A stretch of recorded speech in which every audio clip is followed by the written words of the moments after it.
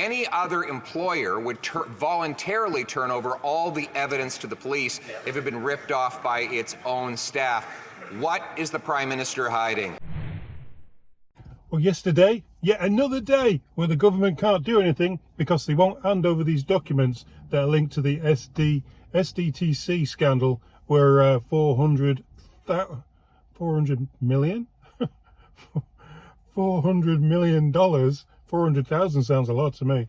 $400 million has been sort of shoved under the carpet and pushed towards friends and family of the committee for the SDTC. That's now been disbanded because it's so correct and such a good thing that they had going.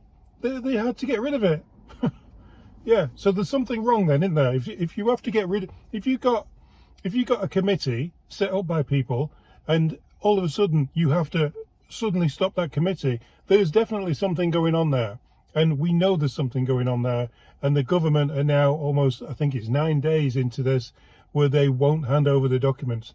And their excuse is, it's crazy. Their excuses are absolutely crazy. It's because of you and me that they won't hand over the documents. You know that, don't you? Anyway, Karina Gould is going to say that in the second part of this video. Yeah.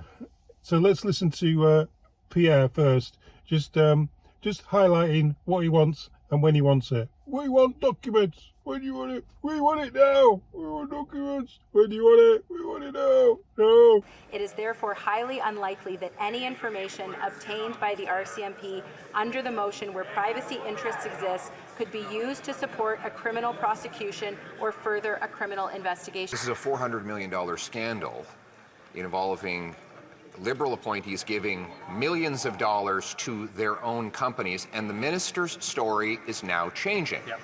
Last week, she claimed that the government had given documents to the RCMP. This week, they claim that if they gave documents to the RCMP, it would cause the Charter of Rights to come crashing down. It sounds like there's a new story every week to justify paralyzing Parliament to cover up the truth. What is in these documents about this $400 million scandal that the Prime Minister is so afraid of? Well, there you go. It's pretty simple. Just give the documents to the RCMP. Let them work out what they need to look at. It's very, very, very, very telling that they won't hand over these documents at all. They did hand them over, like you said, the other week, probably nearly 2 weeks ago, or even longer now. But they were all redacted, so they had like pages and pages with just black ink everywhere, just blocking everything out, all the evidence. What's underneath the black ink? What have they redacted? But here's Karina Gould saying, "Oh, this is why we won't do it. Oh, it's very bad that you're asking for this. Oh, poor old Canadians. We're working for Canadians, you know. We have to keep saying that because Canadians don't think we are. No, we don't."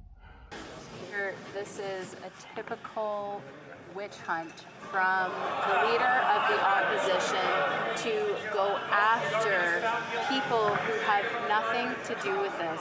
These are files such as personnel files that contain private information of individuals who have nothing to do with what is going on. Mr. Speaker, it is the RCMP and the Auditor General themselves who raised concerns with this motion, and it is the government's view that we should send this to committee so that we can get on with the important work of this House and protect the rights of Canadians.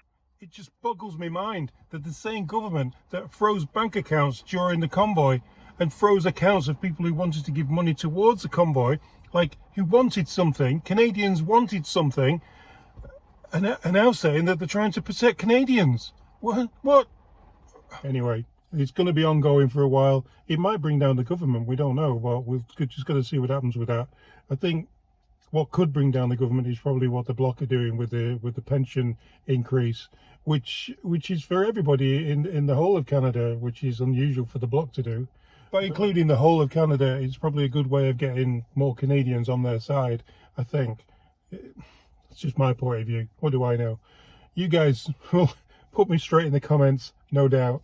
Anyway, until next time, guys.